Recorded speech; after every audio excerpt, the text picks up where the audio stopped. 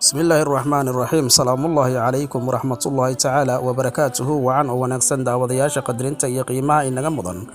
الله باكو حران channel kan YouTube ka kusoo dhawaada barnaamijkeena aan kaga hadlaynay qisooyinka Qur'aaniga oo aan ku soo qaadanay qaybtiisa koowaad asxaabul fiil qisadii ahayd halka qaybta labaad ay noo socoto wili qisadii asxaabul fiil oo aan ku soo qaadan doono intaan barnaamijka gudagalin fadlan walaal hadan nagu cusubtahay channelka subscribe saar si dhiirigelin inagu noqoto sidoo kale barnaamijyadeena hadii aad ka shay like saar si share garay si dad kale ugu faa'iideystaan gambaleelkana furo si aad u noqoto qofka koowaad ee hela waxyaabaha xiisaha badan allaaba halkan aan ku soo baahino hela ama ka faa'iideysta abraha ayaa warkii loo sheegay markaas ayuu u carooday wuxuuna balan ku qaaday inuu dumiyo kacbada sharafta leh markaas ayuu u diray nin agtiisa joogay qabiilka carabeed ee reer bani kanaana isagoo ugu yeeraya inay u soo xajitagaan kaniisada Qulays ninkii kolkuu u yimid reer bani kanaana ayay dileen kolkaas ayuu abraha sii carooday oo wuxuu diyaariyay ciidankiisa isagoo ku wajahan xaramka ama kacbada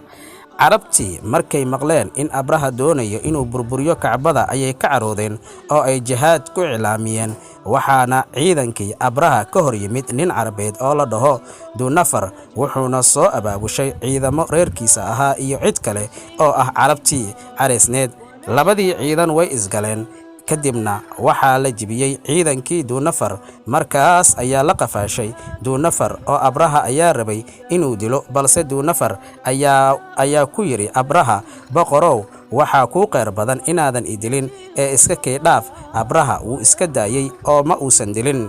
abraha iyo ciidankiisa markii ay marayeen dhulka reer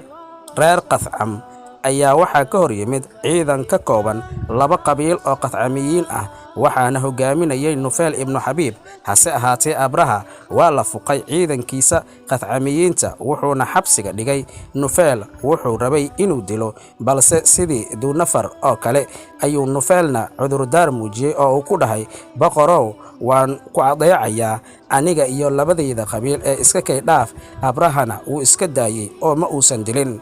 qaybtii labaad ee barnaamijkeena aan kaga hadlaynay qisooyinka qisada asxaabul fiil intaas ayaan ku soo gabagabaynaynaa inta qisadan qaybtii saddexaad aynu ku kulmi doono Ismaaciil Aqiil oo idinkaga tagaya nabadgelyo wassalaamu calaykum waraxmatullaahi wabarakaatuh